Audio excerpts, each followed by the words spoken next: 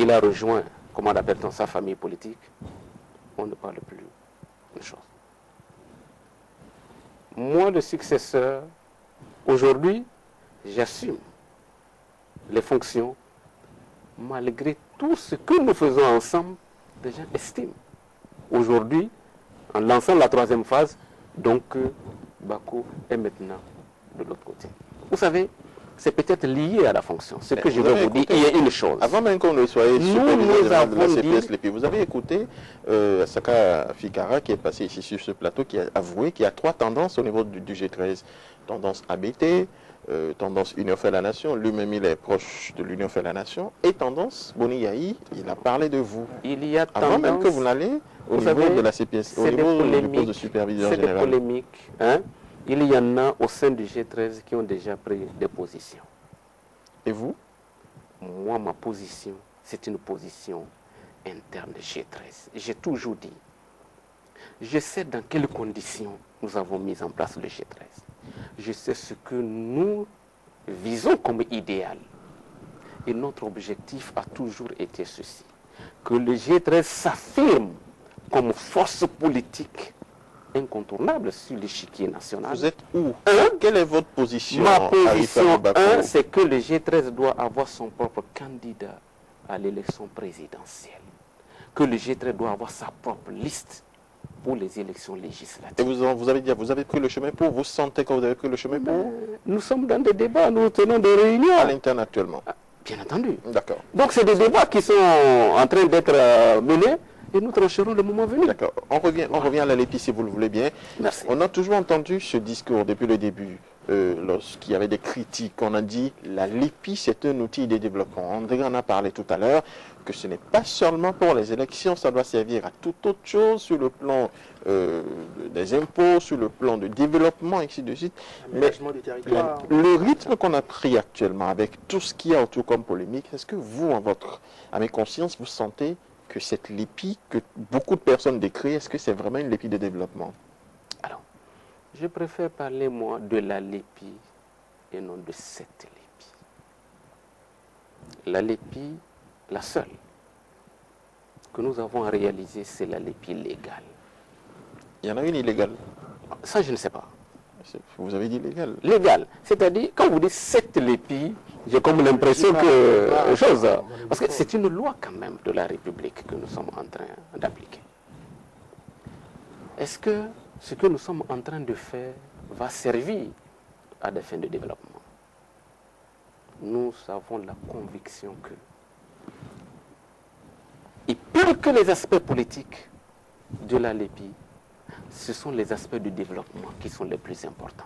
Et c'est pour cela que malheureusement, la cristallisation, je dis la fixation sur les aspects politiques de cet instrument constitue, je dirais, malheureusement, quelque chose qui a tendance à polluer l'ensemble du processus. Lorsque vous dites l'état civil dans notre pays, vous prenez la question de l'état civil, que la base de développement, le minimum, c'est connaître au moins qui est qui dans un pays. Jamais dans notre pays, nous n'avons organisé un recensement nominatif des citoyens avec autant de données de précision. Oui, mais tout le monde est d'accord. Tout le monde est d'accord autour du principe de la LEPI. C'est la manière, parce que vous avez écouté les... C'est quoi la manière? Vous avez écouté ceux qui ont marché. C'est quoi la manière? Vous avez suivi les marcheurs. Vous situez où entre les marcheurs, c'est-à-dire l'opposition, et les FCDE? Parce qu'il y a eu des marches. Que tel que c'est fait, ce n'est pas bien. C'est bâclé, c'est truqué, c'est tronqué. Foncé, on vous soutient. C'est justement le problème de la politisation, je dirais de la surpolitisation. C'est-à-dire aujourd'hui, on a pris la LEPI, comme il y a aussi l'affaire d'Anivo, il y a telle chose où chacun veut se positionner absolument par rapport. Je vais vous dire une chose, nous sommes dans une période de pré-campagne électorale. Vous savez, tous les objets qui permettent aux formations politiques, je dis objets enjeux, qui permettent aux formations politiques de s'exprimer, peuvent être utilisés, exploités à différentes finalités. Je vais vous dire une chose. Vous avez dit que l'Union fait la nation. C'est vrai, a marché. On a dit on a marché contre. Mais on a marché contre une lépie truquée. Truqué, tronqué, bâclé. Très bien. Mais vous voyez ici, c'est le document de l'UN. D'accord? Fait chose. Si vous tournez, lisez vous-même. Dans les recommandations, l'Union invite en conséquence les populations, je lis bien, hein, à se faire enregistrer parce que c'est un droit, parce que la LEPI, ce n'est pas seulement pour 2011. Donc, l'Union fait la nation tout en N'a jamais été organisant. contre, hein? N'a jamais dit, je suis contre. L'Union invite les populations à se faire enregistrer parce que c'est leur droit. Mais ils ont précisé de continuer de dénoncer les irrégularités Mais bien entendu. observées et exiger les corrections et toutes les corrections. Je suis tout à fait d'accord. Et nous sommes, de ce point de vue, Et ils disent encore sur la même longueur d'onde. de s'opposer. Il faut absolument corriger. Ils ont précisé encore de s'opposer fermement et par tous les moyens à l'utilisation forcée d'une lépie précipitée, non consensuelle, tronquée et truquée pour les élections de 2011. Une liste correcte et crédible ne saurait en effet être finalisée pour cette date. Alors, ceux qui ont écrit ne sont pas, de mon point de vue, les organes légalement en charge de la réalisation. Mais je vous ai dit, la loi que nous Mais ils appliquons... observent des choses sur le Ils terrain. observent, je suis tout à fait d'accord. Vous savez, quand vous observez, Ils ont des membres je vous dis une de chose, la CPS. lorsque vous observez des irrégularités, la loi a prévu, d'accord, que si vous constatez des irrégularités sur le terrain, vous saisissez le procureur de la République au fin de constat. S'il y a des poursuites pour irrégularité, d'accord, la justice est là. Lorsqu'on parle d'irrégularité, c'est toujours par rapport à la loi. Je sens que beaucoup utilisent le terme, hein, pour le moindre problème technique, le moindre problème de choses, on dit irrégularité. Je pense que les irrégularités, c'est par rapport à une loi. À partir de ce moment, lorsque des gens disent que nous faisons de la LEPI à marche forcée, nous avons dit l'enregistrement, c'était prévu sur un mois, 19 septembre, 19 octobre. Nous sommes aujourd'hui quelle date? Ça, c'est votre calendrier. Nous sommes d'accord? Ça, c'était le chronogramme que nous avons transmis à toutes les formations politiques. Mais à la réalité, nous nous rendons compte que ce n'est pas possible. Et au lieu d'être à la 6e ère opérationnelle, nous ne sommes qu'à la 2e. Alors, C'est la preuve que nous ne sommes pas dans une logique de marche forcée.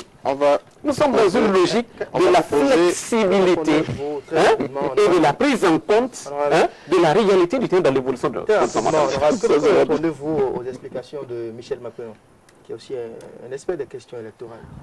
Ok.